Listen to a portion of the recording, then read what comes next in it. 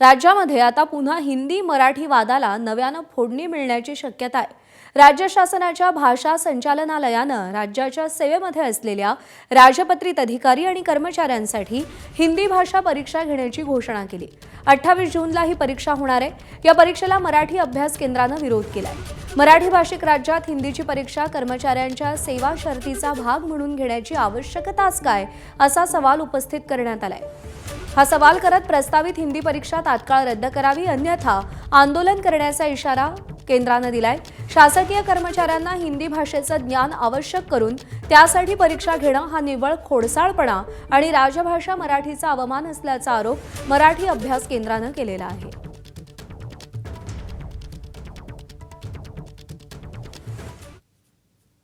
दरम्यान यावर मराठी अभ्यास केंद्राचे अध्यक्ष डॉक्टर दीपक पवार यांनी आक्षेप घेतला असून सरकारच्या निर्णयाचा निषेध व्यक्त केलाय। हिंदी भाषा सक्ती विरोधात आमच्या भूमिकेसोबत मनसे पक्ष सोबत असेल तर आम्ही त्यांना पाठिंबा देऊ, असं मराठी अभ्यास केंद्राचे अध्यक्ष दीपक पवार यांनी स्पष्ट केलंय। मराठी अभ्यास केंद्राचे अध्यक्ष डॉक्टर दीपक पवार आपल्यासोबत आहेत।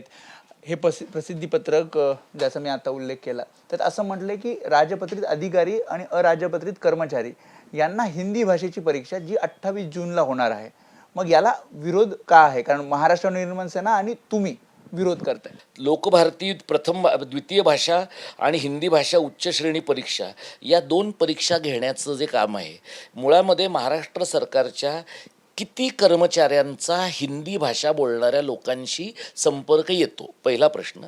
आणि ज्यांच्याशी संपर्क येतो ते जर या राज्याच्या बाहेरनं नव्यानं आले असतील तर त्यांनी मराठी शिकून घेतलं पाहिजे। प्रसिद्धीपत्रक 9 एप्रिलचं आहे, एका महिन्यानंतर हा विषय समोर येतोय। असं आहे की प्रसिद्धीपत्रक 9 एप्रिलला आहे, ते त्यांनी वेबसाईटला कधी टाकले ते पाहायला पाहिजे।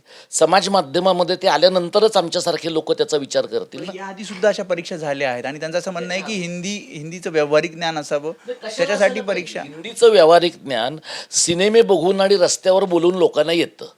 याचा पुढचा टप्पा असा आहे की इथला परप्रांतीय माणूस तुम्हाला हिंदीत पत्र पाठवणार, तुम्ही त्याला नाईलाजाने किंवा ठरवून त्याला तुम्ही हिंदीतनं उत्तर देणार, कारण विधिमंडळामध्ये आणि स्थानिक स्वराज्य संस्थांमध्ये जे परप्रांतीयांचे दलाल आहेत ते तुम्हाला ते करायला भाग पाडणार।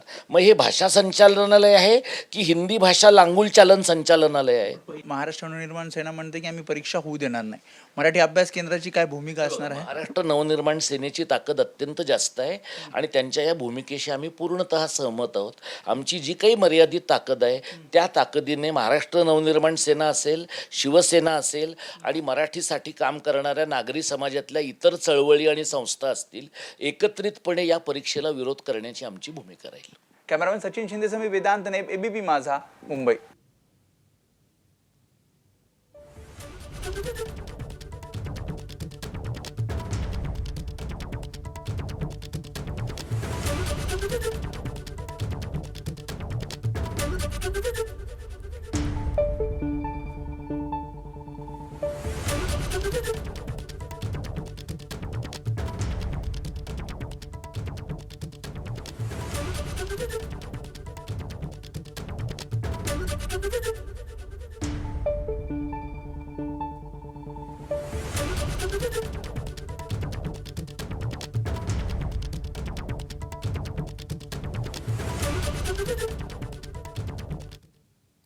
तर मनसे आणि ठाकरेंच्या शिवसेनेनं या हिंदी परीक्षेला कडाडून विरोध केलेला आहे।